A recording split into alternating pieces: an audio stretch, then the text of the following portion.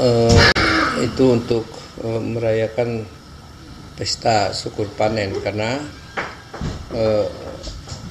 dalam apa namanya sejarah itu kan padi itu adalah manusia kemudian menjelma setelah dikorbankan oleh dalam sejarahnya itu akhirnya menjadi serumpun padi. Nah itu yang dianukan tuh. Awalnya manusia. Manusia ya. Namanya Pak? Long Diang Yung. Perempuan. Ya perempuan. Karena waktu dulu menurut apa namanya sejarahnya bahwa pada waktu itu terjadi kemarau yang berkepanjangan sehingga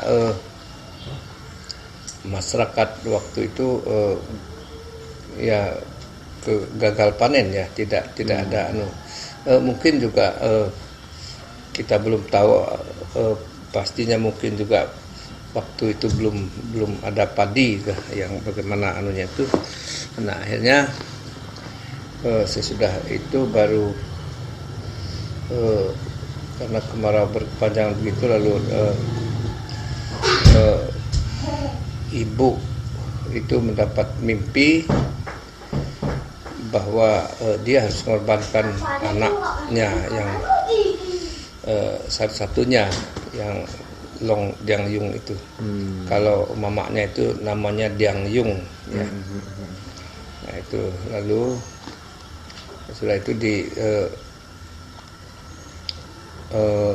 sesudah di apa waktu itu kan disuruh korbankan tuh, tapi begitu dia bangun ya dia menyayangi anaknya tuh, lebih sayang kepada anaknya. Tetapi selain itu dia juga harus menyayangi orang banyak.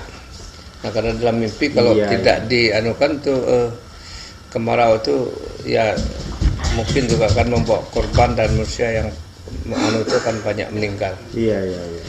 Nah, akhirnya lalu dikorbankan itu. Nah setelah itu kemudian konsultasi dengan beberapa tokoh masyarakat, ya akhirnya disetujui supaya anaknya itu dikorbankan demi orang banyak. Kalau tidak ya banyak orang yang akan meninggal.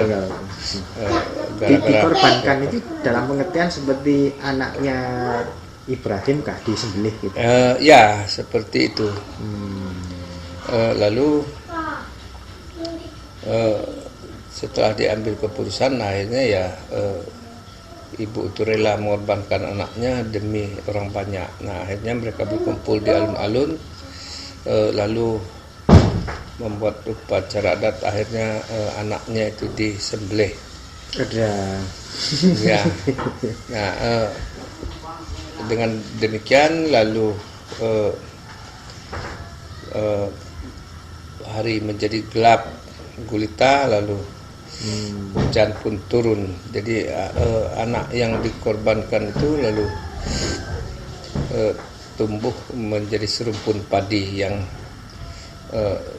tumbuh kemudian meninggi, kemudian mengeluarkan bulir-bulir yang sudah nah itu udah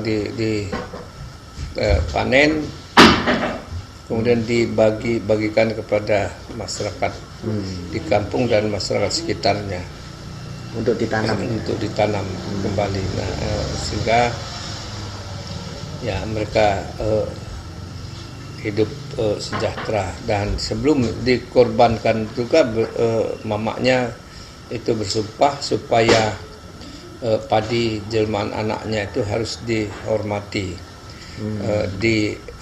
dieraukan, istilah harus dipesta, dibuatkan pesta seperti itu, antara lain itu yang itu.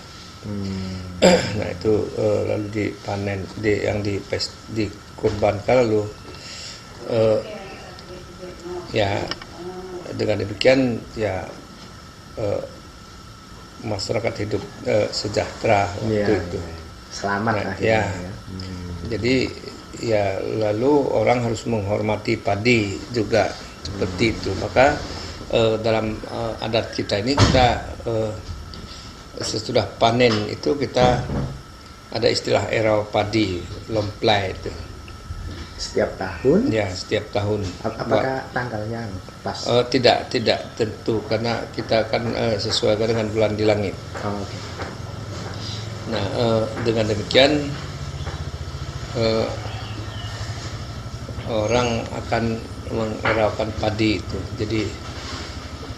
Jadi setelah itu ya kehidupan itu menjadi baik waktu itu, lalu sampai berjalan sampai sekarang ini. Oke. Nah, untuk erau sendiri Pak itu harus ya setiap tahun dilaksanakan, atau memang ada pernah saat-saat di mana umpamanya ketika panen itu gagal gitu, apakah erau masih dilaksanakan? Tetap kita laksanakan, walaupun gagal panen itu tetap kita laksanakan. Misalnya tidak ada bahan makanan apapun yang ada, itu yang dipakai. Untuk erau. Misalnya ada singkong, ada apa, ya, tapi tetap kita padi itu belum pasti oles dengan darah ayam. Ya, walaupun yang dimakan itu bukan beras, tapi ada padi yang itu tetap itu. Iya. Itu.